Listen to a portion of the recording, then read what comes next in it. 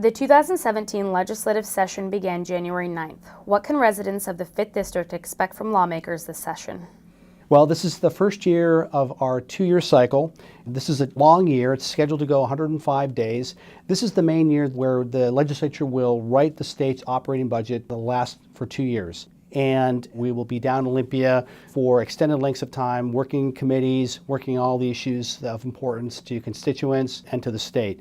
The key issue this session, as everyone knows, is going to be how we fulfill our obligation under McCleary. For those folks back home that are familiar with McCleary, you'll know that in 2012, the Washington State Supreme Court came down with a decision indicating that the state had underfunded its K-12 education system, and it put us onto a 2018 deadline to fully fund our K-12 system. Now, we've made some important investments in K-12 education over the last 4 years. For example, we've increased the percentage of the state's operating budget to 48% of our budget now goes to K-12 education. 5, 6, 7, 8 years ago, only 42% of the budget was dedicated to K-12. Now we're almost at 50% of the state's operating budget goes to K-12 education. We've implemented full-day kindergarten across the state. We've reduced class sizes in grades K through 3 because we know that the evidence and the data shows us that smaller class sizes in grades K through 3 can really make an important difference in educational outcomes. And we've also provided teacher pay increases, and we've increased our funding for supplies and materials and operating costs. So we've made some important investments over the last 4 years. We do have more work to do in our McCleary obligation. And first and foremost is reducing the reliance on local levies for funding of K-12. Because we have a system where local levies provide a disproportionate share of a school district's budget across the state, we have situations where the quality of education depends on where you live, and that's just not fair, and it's not equitable. A child's education in Washington State should not depend on what zip code they live in. We should have a fair and equal quality education across the state for all children and all kids in our K-12 system.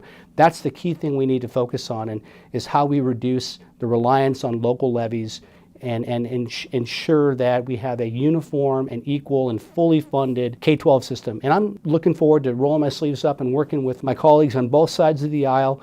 There are going to be a lot of creative solutions and proposals that will be put forth in how we fulfill our McCleary obligation.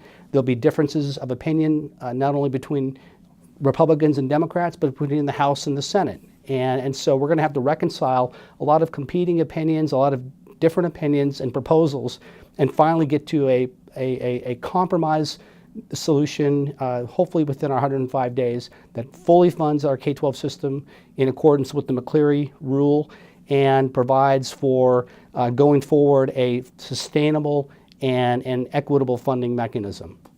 What are some other issues you hope to address this session? Certainly there's transportation that we need to continue our work on. In 2015, we had a real significant transportation package that provided a lot of projects for the 5th District, particularly the SR 18 I-90 corridor. We're going to try to really increase the timeline of that project so we can get congestion relief and safety improvements made sooner. There's also the SR 169 corridor. I'm going to work with my colleagues to ensure we get funded for the corridor safety improvements that have been identified by DOT. So we've got work on transportation. We've got additional work on mental health to ensure that we have a viable mental health system that provides care for the most needy residents in Washington State.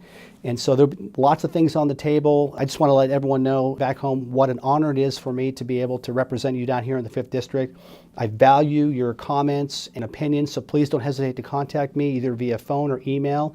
And my door is always open, so if you're in Olympia, come on and visit. I really value your input. It makes me be a better advocate for you, so thank you for the privilege to represent you. I'm Jay-Rodne, your state representative. Thank you.